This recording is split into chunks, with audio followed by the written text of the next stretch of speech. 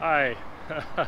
This couldn't wait. I have a comment about Greta Thunberg's comment on nuclear energy, and so I'm going to do a live vlog response, just because this needs to get out that up until now, Greta has been very, very sharp on the science, very consistent on her message. That message is stick to the IPCC reports, especially that special report on 1.5 degrees, 12 years, that's to the French benchmark.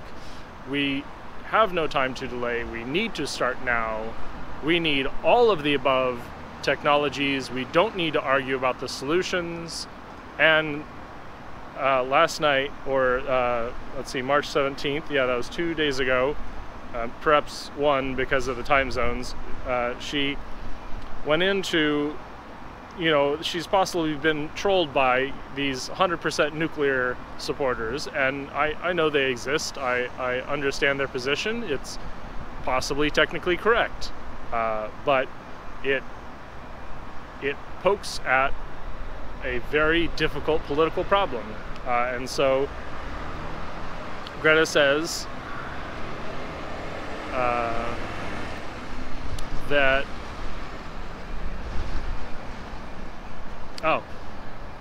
our solutions, I'm shortening here, can never happen as long as we allow the what about nuclear power then debate to go on and on. This is wasting time. This is climate delayerism.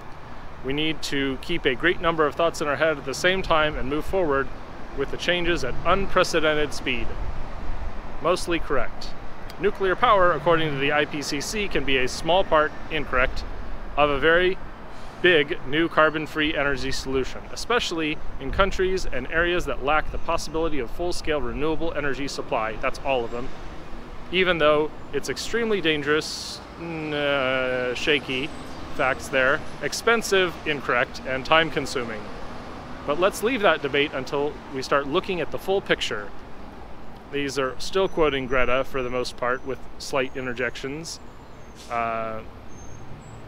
She essentially goes into comment on political change, and it looks like my bus is here. So I'd just like to say that this does not exactly fit with the, oh, no, that's not my bus. This does not exactly fit with the IPCC Special Report on 1.5 degrees. That report specifies, relative to 2010, a 59 to 106% increase in nuclear energy by 2030. For all of the no overshoot, that would be limited to 98% increase. So that's twice as much, even in the most dire energy consumption circumstances. And the result there is that we need nuclear energy. If we consume a whole lot of energy, we need more nuclear. If we consume as little energy as possible, according to the IPCC, we still need 59% more nuclear than we have today. And so